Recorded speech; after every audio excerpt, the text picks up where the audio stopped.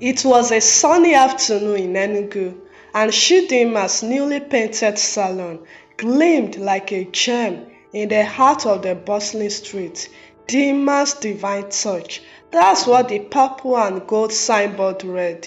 It was her dream come true.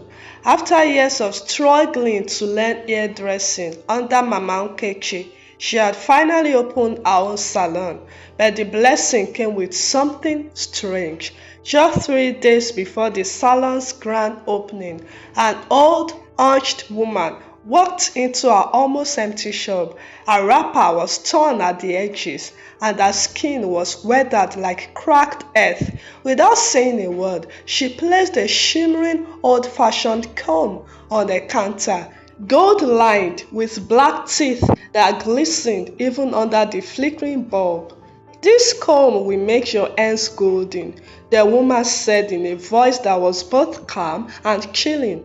Before Chidimma could ask a question, the woman turned and walked out, disappearing down the busy street as if swallowed by the crowd. Chidimma had tried to follow her, but the woman was nowhere to be found.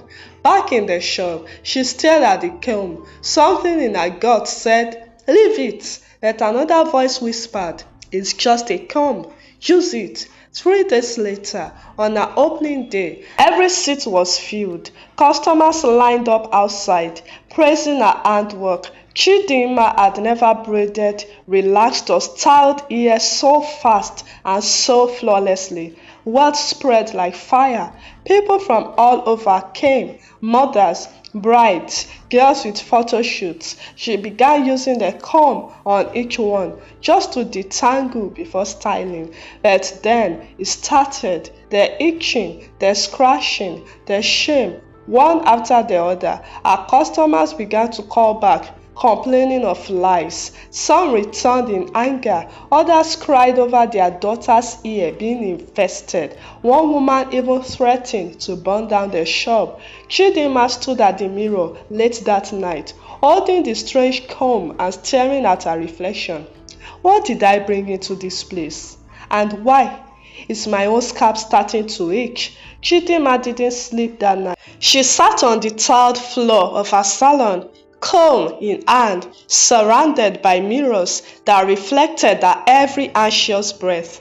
Outside, the Enugu night was alive with distant horns and the crackling voice of a generator. Inside, it was dead silent, except for the soft, itching sound coming from her scalp. She dropped the comb. No, it can't be. She grabbed a mirror, tilted it back, and used her phone's flashlight to check her scalp. Nothing. Still, the itching remained, light, teasing, as if something waited. The next morning, Chidimma tried to act normal. She wore a wide smile, blasting loud gospel music to drown her fear. She scrubbed the comb in hot water and Dettol, then sprayed it with alcohol twice. "Now ordinary comb," she said aloud. "Not every problem has to be spiritual. Maybe it's the weather or something in the relaxer cream." But just as she finished styling her second client of the day, a secondary school teacher named Mrs. Adora, the woman scratched her neck, frowning. Dimma, this your salon shampoo dey hot small. Wait, is that? Miss Adora jumped up from the chair, horrified. She tilted her mirror. She gasped. Tiny lice crawling across her fresh braids. "Jesu, what is this? I came here clean. Clean!" Chidimma's hands shook. "Auntie, no vex. Maybe it's your wig or your scarf. I sanitize everything." But Miss Adora was already out the door, her voice loud and angry. "I will report you to the health board. You will see." By the end of the day, 4 more clients called back. Same story, same reaction. Some swore never to return. One sent a photo of her baby girl's ear, infested. Chidimma shut the salon early. She boiled every comb, brush, and towel. She even sprinkled anointing oil in the corners of the room and whispered "blood of Jesus" 100 times. But when she reached for the strange gold comb, it was Missing. She turned the entire salon upside down. Nothing. Then she saw it, right there on her own dressing table at home, back in her bedroom. It had somehow followed her. That night, Chidimma locked her bedroom door and shoved the comb deep into the shoebox beneath her bed. She wrapped it in 3 plastic bags, taped it shut. Still, sleep refused to come. She tossed and turned until finally exhaustion dragged her under.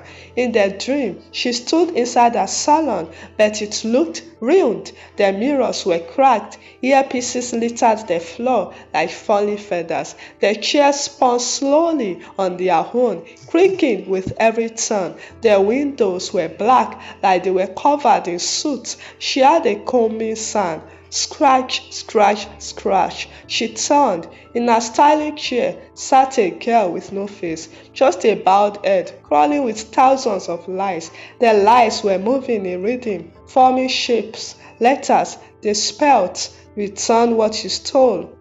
Suddenly, Chidimma's hands were moving on their own, gripping the gold comb, combing and combing the lice-ridden scalp as blood oozed from each stroke. "Stop it!" she screamed, but she couldn't let go. The faceless girl grabbed her wrist. "You carry my shame. Now carry my curse." The salon's walls melted away. She was now in a village, a crowd of women surrounding a younger girl, weeping and naked, her ears shaved off with stones. They mocked her, spat on her. One woman, a bitter old matriarch, held up the gold comb.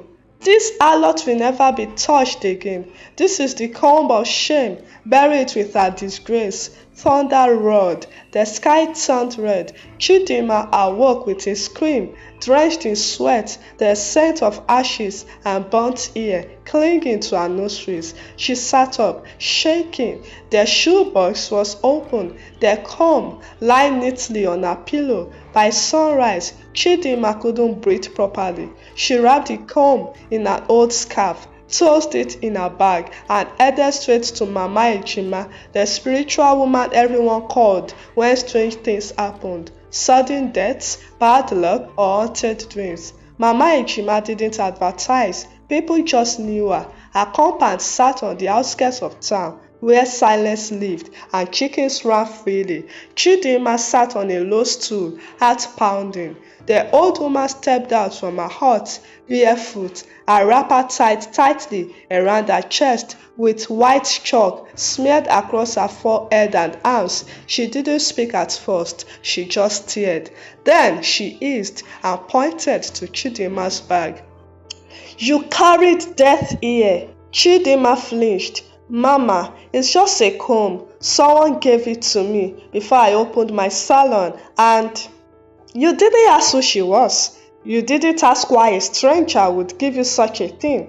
Now, you combed cursed ear with cursed ends." Mama Ejima pulled out a rusted mirror and lit a small fire. She threw dried leaves into the flame, chanting in Igbo. Suddenly, smoke filled the air and formed the face of a young girl, maybe 17, beautiful but broken. Her eyes blurred, her hair was gone, her tears hissed in the fire like rain on hot coal. Her name was Nnenna, Mama Ejima said. She lived in Umuoma village, a fine girl but envied by many. One day, she was accused of seducing the chief's son. It was a lie, crafted by jealous co-wives of the chief's wife. They dragged her into the square, beat her, shaved her head with broken bottles, and cursed her bloodline. They buried the comb used to shave her beside her grave, saying, "Whoever touches this comb will carry her disgrace." Chidimma's mouth went dry. "Then, how did it end up with me?" Mama Ejima's voice dropped, low and heavy. "Because spirits move, especially when no one tells their story." The old woman paused. Now she wants what was denied her, peace. But first, someone must suffer like she did. Chidimma wrapped the cursed comb in layers of cloth, then placed it inside an iron cooking pot as instructed by Mama Ejima. The old woman gave her a final warning. "Take it back to where her pain began Umuoma village. Dig into the earth before sunrise. Bury it with white cloth soaked in your own tears. If you fail, she will no longer whisper, she will scream. Chidimma didn't wait for the next market day. She boarded the rusty, overcrowded bus to Umuoma before dawn.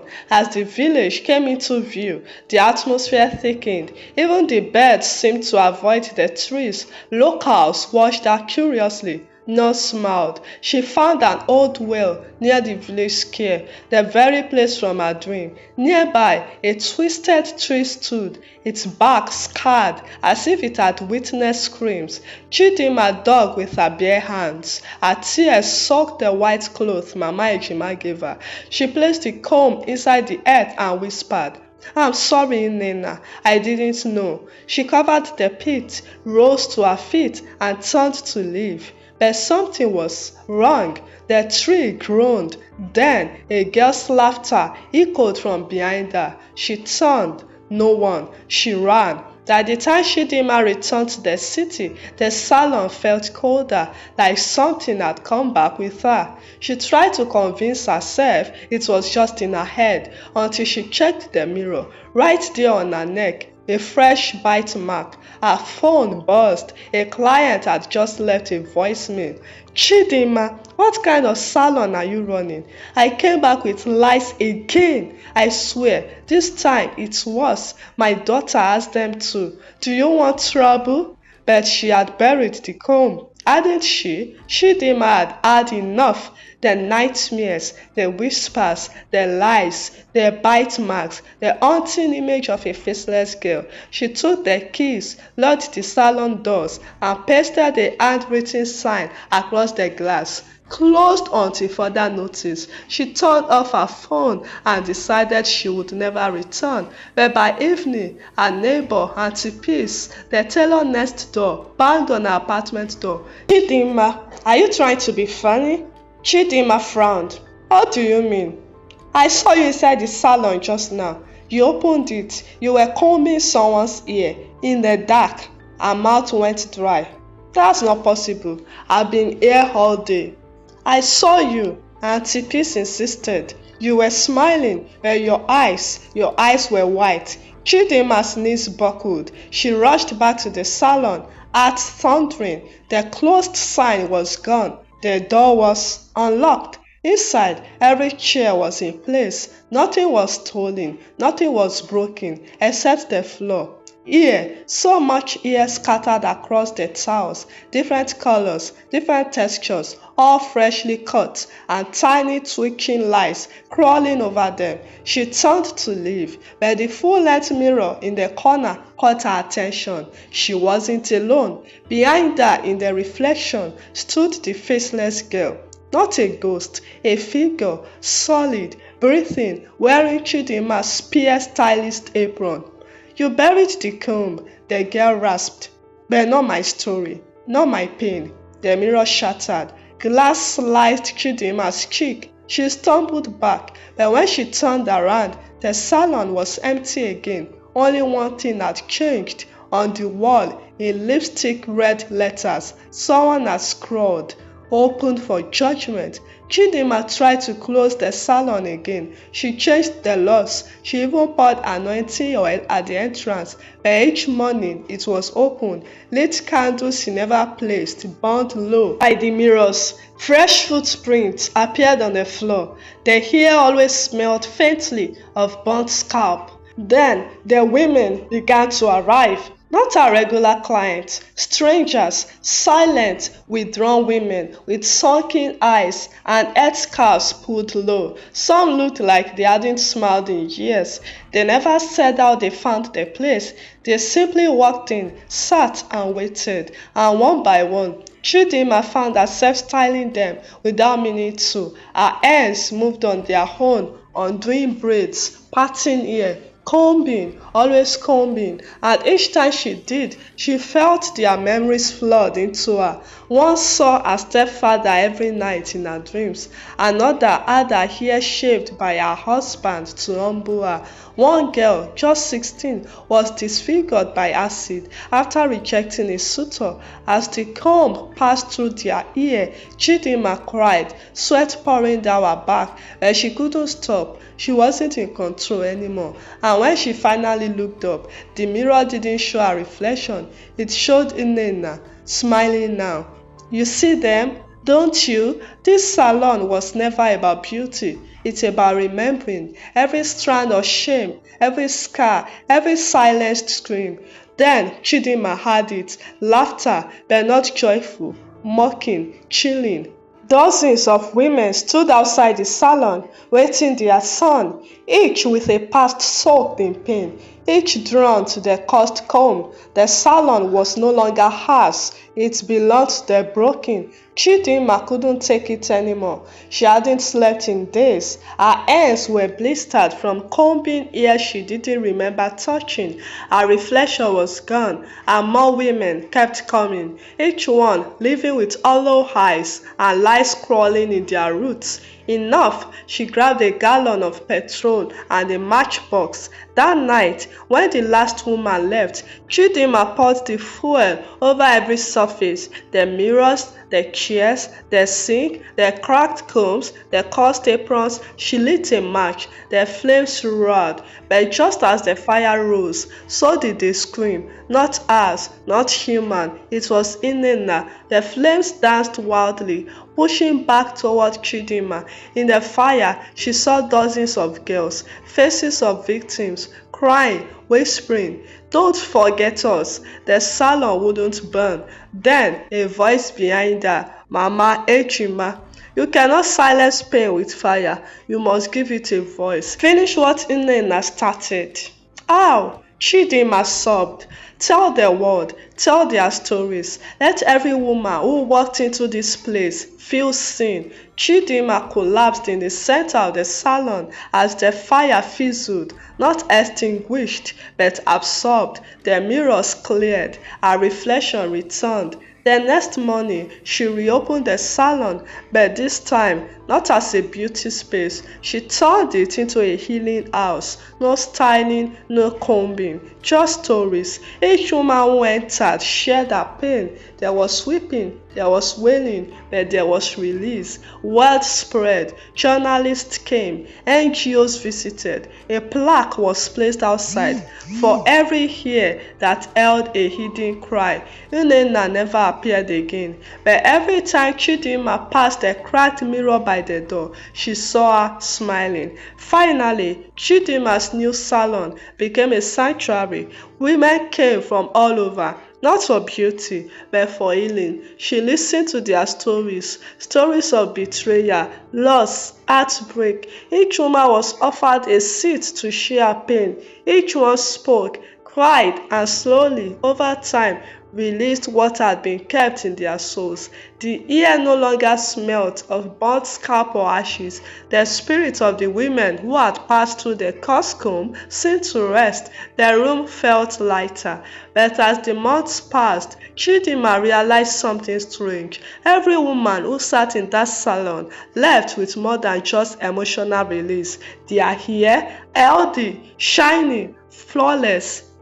Lice were nowhere to be found. It seemed the curse had lifted until the day Chidimma glanced at the old comb, the one she had buried. She hadn't used it in months, but the comb gleamed in the sunlight, almost beckoning. That night, she held it in her hand. Her fingers shook as she felt the smooth teeth, remembering the pain it had caused. She knew she should destroy it, but something inside her urged her to keep it. As she stared at the comb, a shadow passed behind her. Chidimma turned sharply, but no one was there. She froze, staring at the comb in her hand. The face of Nnenna flashed across the polished surface, grinning with satisfaction.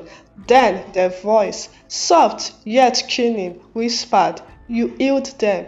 But what about you, Chidimma? What about your pain?" Chidimma dropped the comb. She looked into the mirror one last time and saw herself, not as the woman who had taken on the burden of other stories, but as the one who had never told her own. The face of the woman who had been betrayed by her own family, who had suffered in silence, who had walked through life pretending everything was fine. Nnenna's final lesson: pain does not go away until it is acknowledged, until it is shared. But the comb didn't belong to her. It belonged to all the broken women who had entered the salon, and through their stories, Chidimma had healed them. But in doing so, she had found her own healing path. As Chidimma closed the door to the salon that night, she felt peace.